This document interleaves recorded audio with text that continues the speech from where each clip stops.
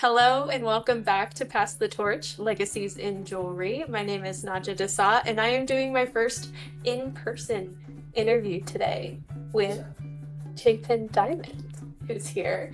And Chapin is also the person that I probably know the most out of anyone I've ever interviewed. That was part of the goal and the dream with this podcast, was to not only meet people who I wanted to be mentored by, but also highlight people who have mentored me. And you are definitely one of my mentors. So thank you. Do you mind kind of talking about how we met? So you're like, oh, my husband does blacksmithing. He does jewelry type of stuff too. And you were interested in, like, well, you should take on my classes or contact jewelers and say, hey, can I try something out on your bench? And you're like, welcome, take on your classes. And that's actually how I got into sitting at the bench at large. That was my very first jewelry class ever, was taught by Chapin. So thank you. He was also the first person to look at me and tell me that I could be a full-time jeweler. Yeah, you had a spark and you just like were into it. You're like, I want to make jewelry. I want to be at the bench. And go for it. If you have a drive, sometimes that's all it takes is to say, I want to do something, go do it. Yeah. And you had that. It's like, it's just so spark of flame behind your eye. Like, oh, she can handle this. Thank you for believing in me. And thank you for teaching me so much. You've shared so much. You have this phenomenal ethos behind you wanting to teach and mentor and, really connect with the next generation of jewelers. What does mentorship mean to you, and how has it shaped your journey, both as an artist and an educator? So, mentorship means to me is helping someone learn who wants to learn. Because if you don't have anybody that wants to learn, it's tricky to help them get further along. But mentoring was something that Kit did for me, and I want to just kind of pass that along. Because I would not be making jewelry fellows at that time, bringing me into the space. Kit, what's his last name? Kit Hollingshead. Hollingshead. Yeah. Thank you, Kit Hollingshead, because it has now passed to the third gen, if you will. Yeah. Where can people find you in regards to your teaching? I teach a lot at the Boulder Metalsmithing Association in Boulder, Colorado. But you can also check on my website under instruction. I have a list of all the classes I teach. I'll go around the state of Colorado currently. If you want to go have me, I'll come and gladly teach. I do private classes, do studio setups. I'll come to people's studios and help them set up and figure out what flow looks in the space. Do private classes in my studio in Louisville, Colorado, and just kind of going around finding out who wants to learn. And I like sharing the magic of metals with people, especially those that have that spark that want to get into it. It's just so fun to see people thrive and what they're doing, enjoy life. Yeah. Because that's what it's supposed to be here, is to have fun. And Yeah. that's my goal, is to have fun all the time. Well, and right now, as we're recording this, Chapin has visited my studio, and it's my first time being able to show him the space that I have built out with his instruction from afar. So it's cool to have you here in person. It's a full It's a circle very moment. nice studio. It's very well equipped. It's very well thought out, laid out, and you can tell not just taking a lot of time thinking about where every piece goes and trying to best flow and function for the space. Yeah. And I got to teach him something about propane. Yeah. We always learn from somebody else. There's always something to learn. Doesn't matter if you're a new jeweler or older jeweler, or just dabbling in, you'll find something new every day. Like this podcast, I've listened to it since you started, and every person I've had on had a little like, oh, that's a cool way to think about it. Oh, that's something you do on. Yeah. Yeah, and it's been a really fun thing for me to connect with people otherwise that I wouldn't connect with. Like, why would I have any reason to talk to some of these people, but other than to interview them? So it's been a blessing in that way. And you have also been behind the scenes. Even when I was thinking about the genesis of the podcast, you were encouraging me. You were helping me think through it. You helped me think through the logo and the design of all of that. You told me to scrap several of the renditions. I can't take complete credit for the logo. I did ask my wife, who has a certificate in graphics designs, and like figure out like the font size and size. I'm like, is this the big font rule or not? She's like, no, that's good. We'll do this. So, And she did. And she did. She's wonderful. Tell us about the moment that you knew that jewelry was going to be more than just a hobby for you. So when I was a kid, I always loved playing with rocks and collecting rocks, and I kind of dabbled with tumbling rocks and making them with glue on bindings. And then when I was in high school and through those years of making art, got that grant, and then I was like, I'm gonna go for this. I'm just gonna do it. Just like individually, and I just went for it. I didn't really have like a set time. It was like, oh, I'm gonna be doing jewelry. This is awesome. It's more like, no, this is cool. I'm just gonna make this happen. I'm gonna study hard. I'm gonna practice, and I'm gonna make this happen. So I would say it was just more like just I'm doing this. Yep. Make it happen. And one of my favorite things that you have really technique wise nailed is your mokame. Thank you. I love it. I love it. And for those who don't know what mokame is, do you mind defining So mokame is a Japanese technique of laying different non-precious metals together, fusing it, compressing and twisting, carving into to make a pattern with using each one grain metal. That's what mokame translates it? Non-precious or non-ferrous? to. Non-ferrous. So traditionally it was done with non-precious metals, so it'd be like a shibuichi, shikudo, copper, and some silver in there, trying to bind it together. But now it's kind of evolved into more precious metals like palladium 500, sterling silver, continuum silver, yellow gold, white gold, rose gold. Sometimes platinums and palladium too. Yeah. So it's just a really cool mixing of materials. I really enjoy it. It's a lot of fun. It's kind of painting, but not painting at all. When you got that grant from your school and just was told to kind of get started, how did that really shape how you approach the craft at large? And do you think that there are still things that you did then that you do now? Yeah, there's always things from the beginning that you'll continue to do. So, like at the grant, I was then given a space in the airbrush room. Like, here's a torch. Don't burn down the school. Learn it from the book. Talk with Kit. Get information. Just keep exploring from there. I started wax carving with Kit and built from there. And then also I got a lot of basic fundamentals down when I was in high school, and that allowed me to evolve when I got into college to have more time to experiment, try different processes that I would not be able to do. And my key thing when I was in college was I got this studio space that I have access to. I want to learn every technique, every way, and just have the attitude like, I'm going to learn everything I can do. And even though some of my professors were like, maybe you shouldn't do that, that's more like a grad school project. Like, I'm going to do it anyways because I have this chance to just use the space. So I'm going to use the space. So the painter was actually a painting student who was like, I found this technique, you want to try it out with me? And we just kind of look over a book and figure out how to do it and modify it so we can do it in the space that we have all this equipment and just make it happen. When do you feel most creative? My creative time is usually at night. I'm a kind of night owl. Usually around 9 o'clock at night, I kind of get my second wind and I'm like, oh, this is time to like create. So I feel like a lot of my ideas come out at that point. But mornings are definitely not my cup of tea. In the evenings, I do a lot of cool design work at that time. Oh, cool. Can you describe your studio to someone who hasn't? So my studio is in an 1890s home that was originally a miner shack that has evolved into a studio. So it was a miner shack and I had multiple additions from over the years. And I have taken over the biggest bedroom and made it into the main studio. So it has wall-to-wall cabinetry, benches, that space, and then it kind of spreads out to the whole house. So a lot of people joke that I had an amble in my living room, and then I have my big lathe and polishing equipment, steamer and all that good stuff in my kitchen.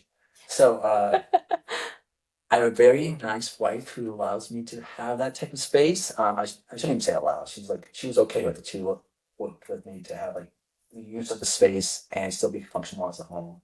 And we're kind of switching it around a little bit more now. So Yeah. it's more studio than house. Yeah. It is a unique little space, but you got to make any space you have work for you. Doesn't matter how big or how small, you can just make it work for you. That's the key.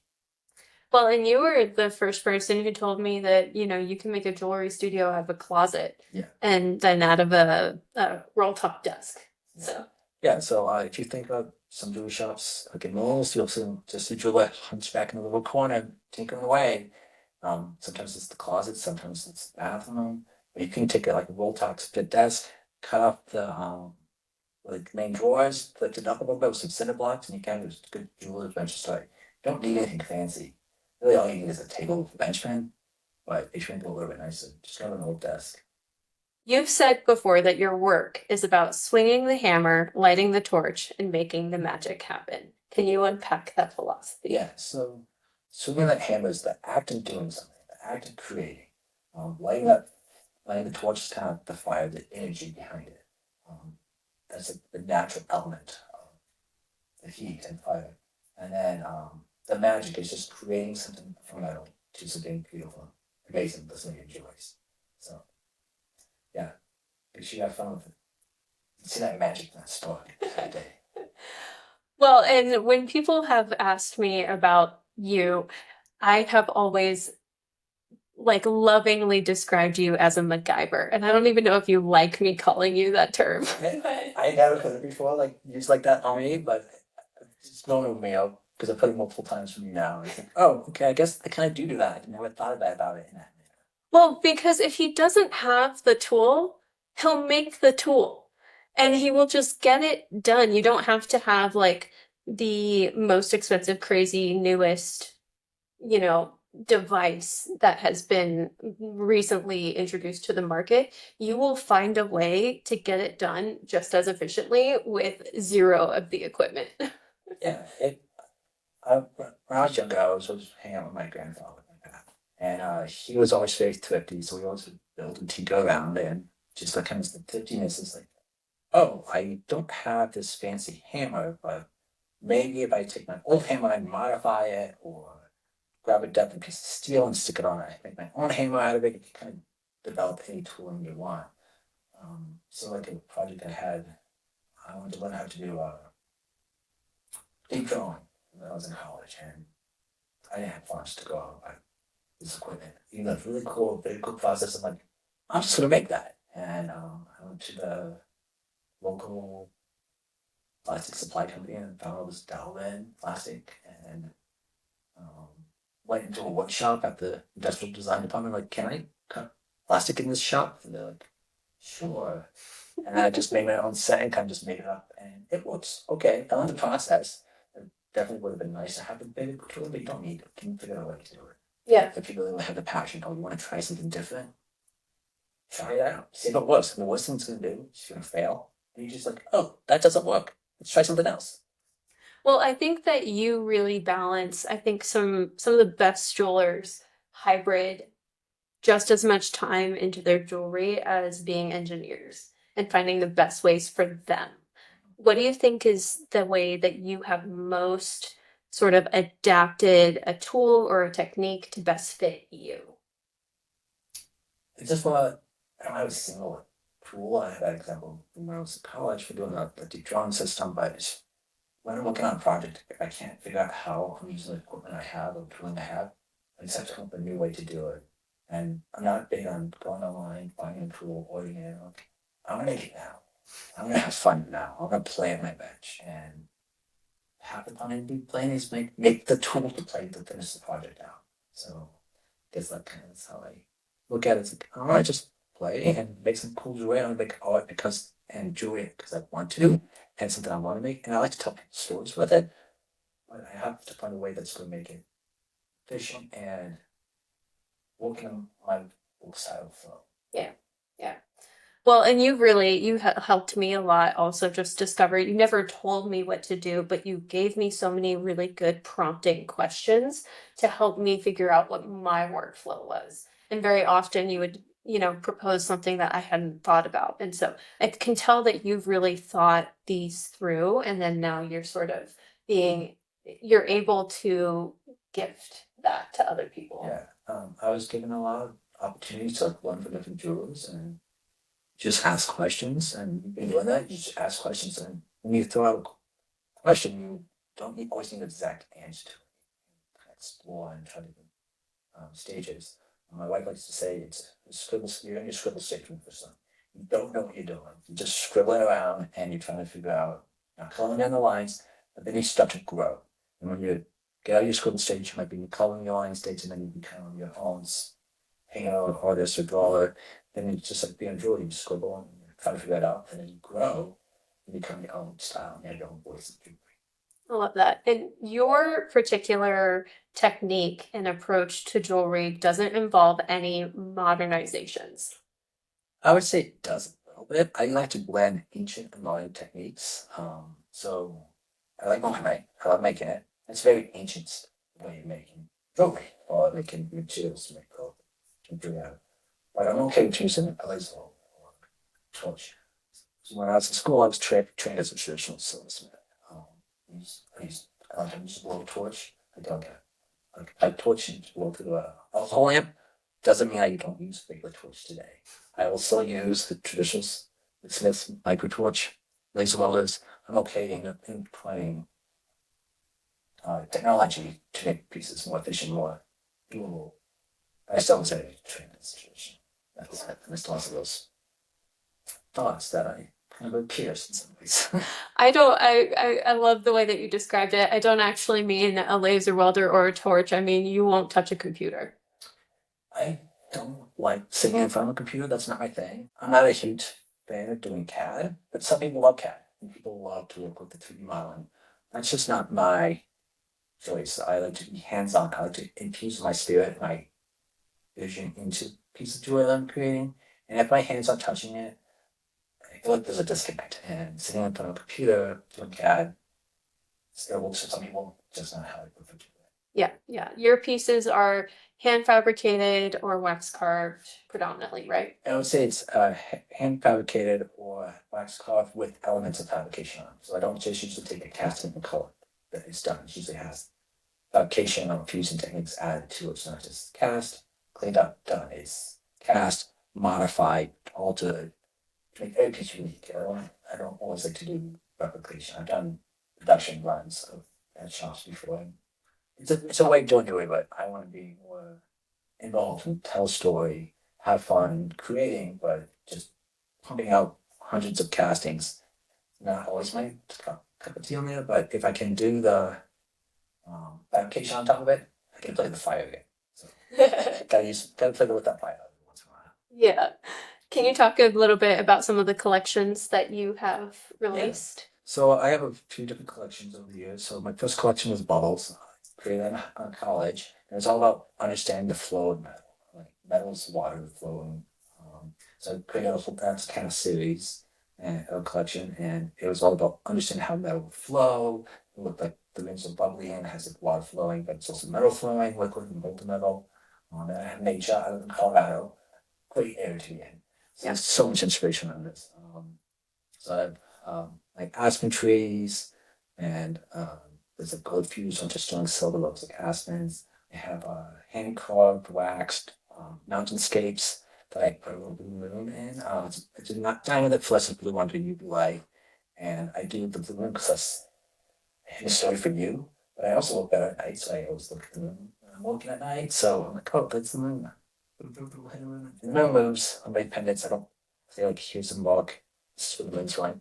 It moves every single one's never in the same spot. So it's in my nature. And then I have Bane, which is I kind of envision going into a mountain mine or gold mine in Colorado, and you see that gold vein glistening and it's those water droplets.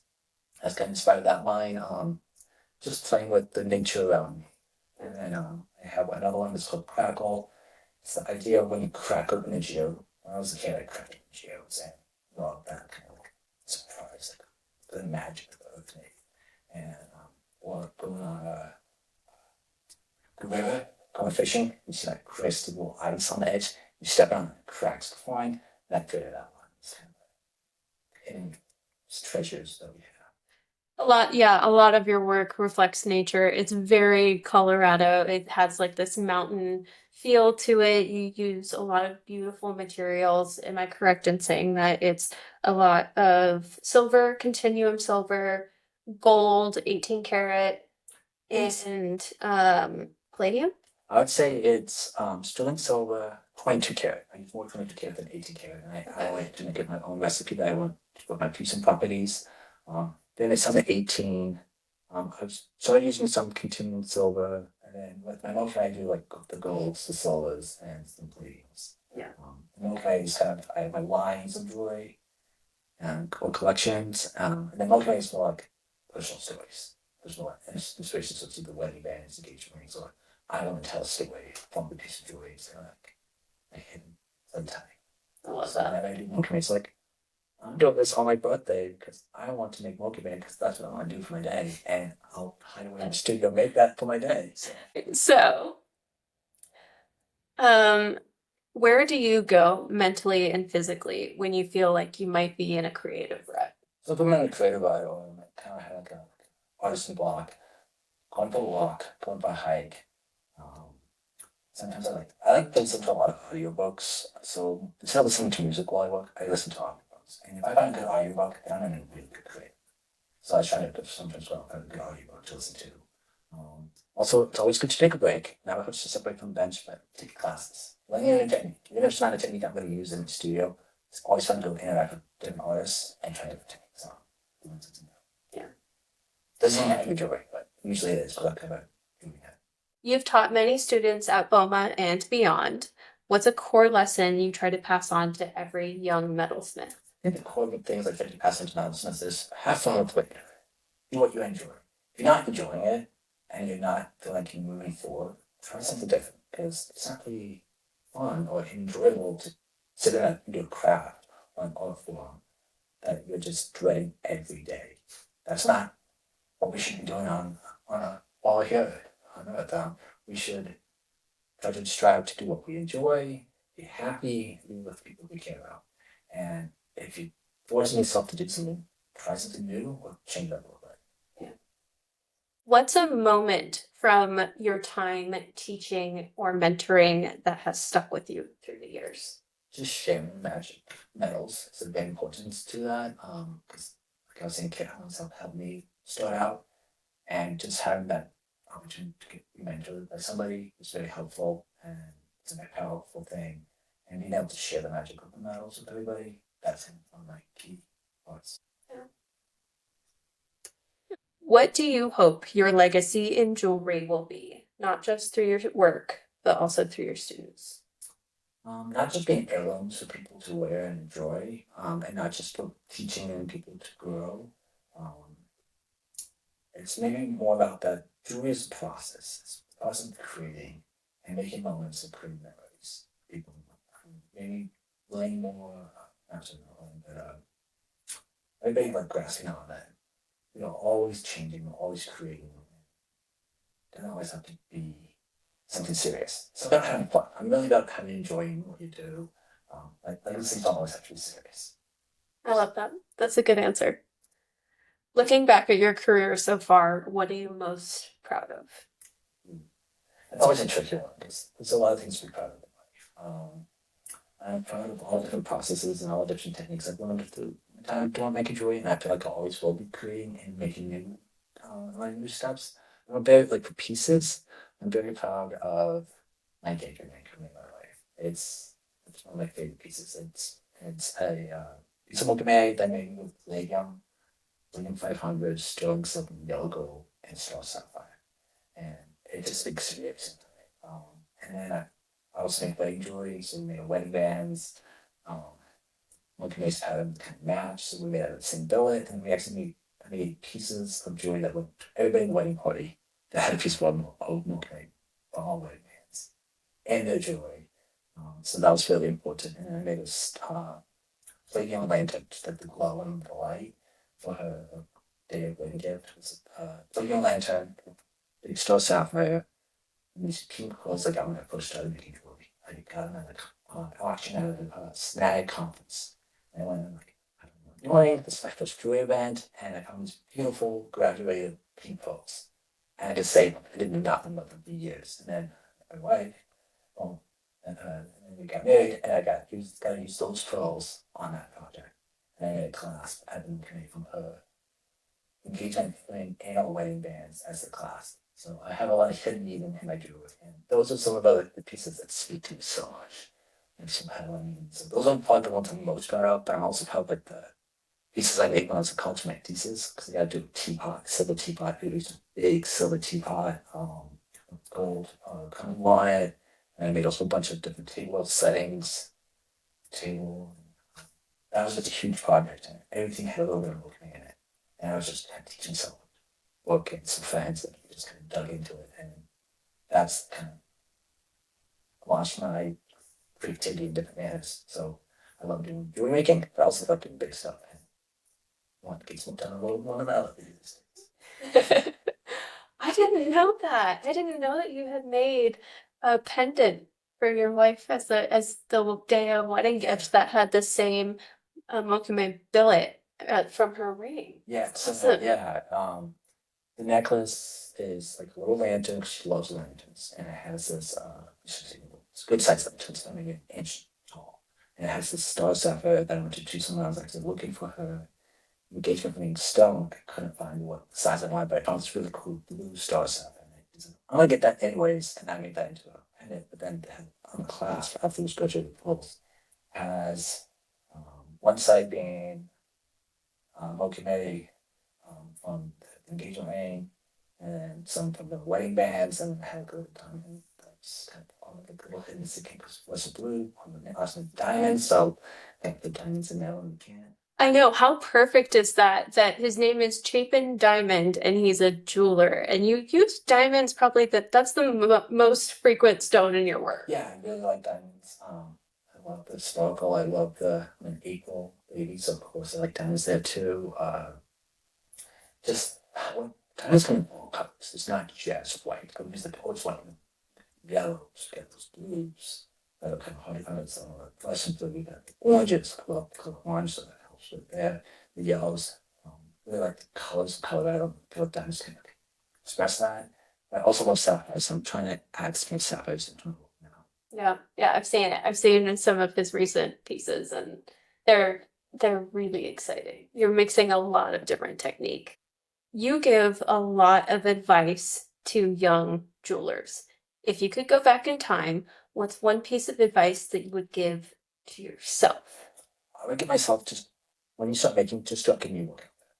I was kind of held back. I felt like I held back and like, I didn't share. I was like, you know, I'm not good enough.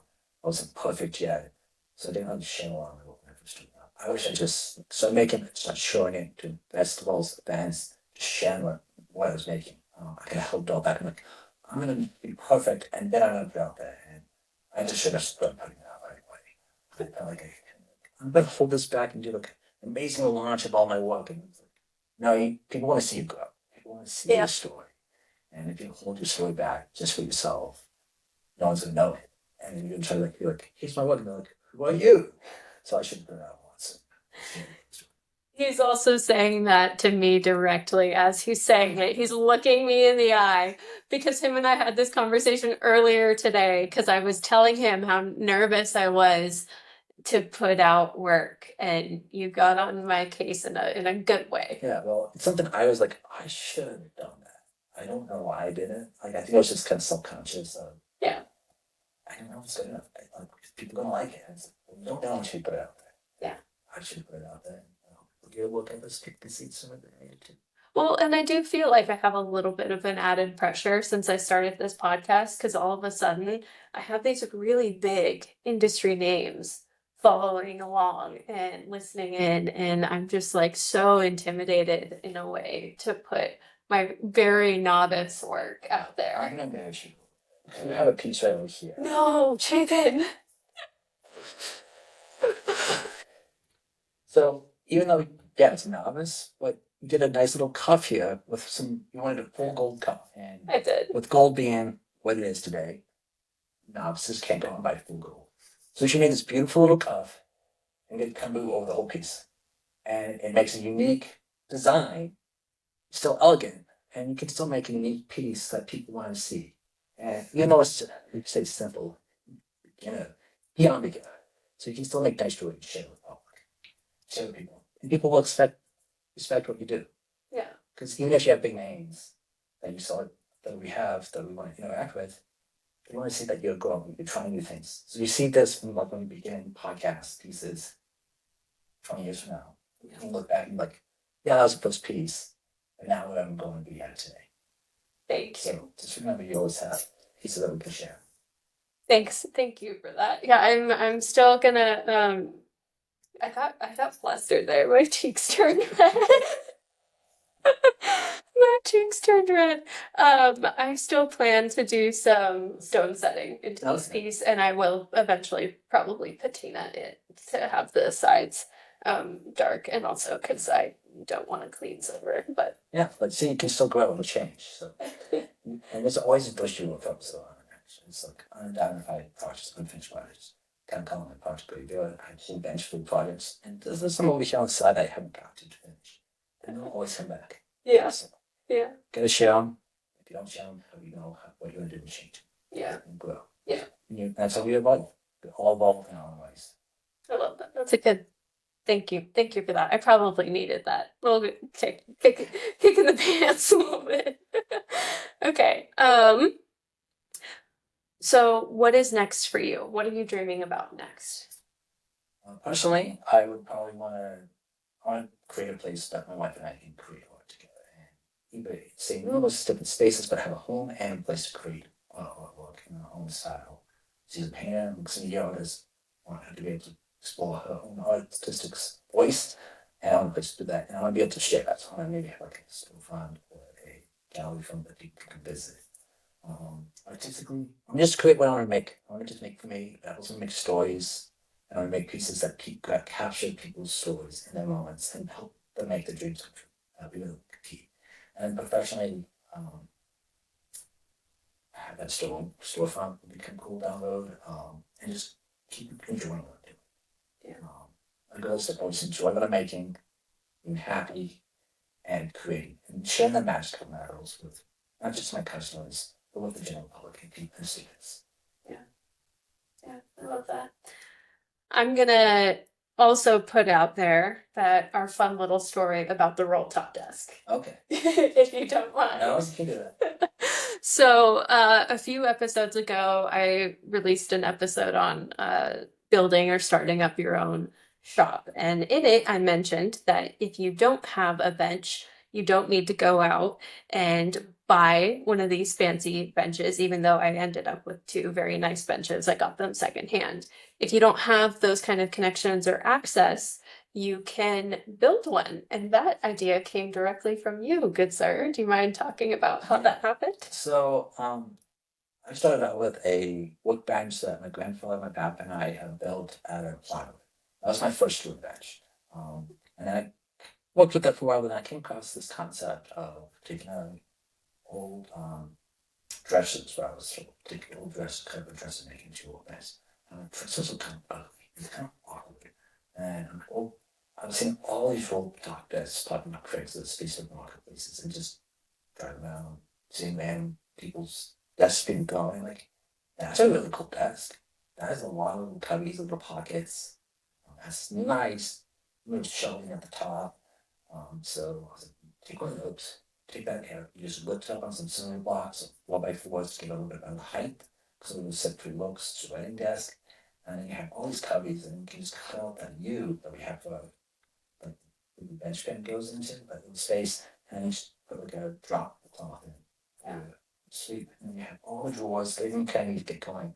So hopefully it's something I'm going to take this lovely roll top desk that Naja got, and I could tuck it into go finding on I think it was Craigslist. Yeah, you sent me, no, it was a Facebook marketplace. I was looking for a bench. You sent me this solid oak roll top desk that is very heavy, and my beloved husband went to go get it.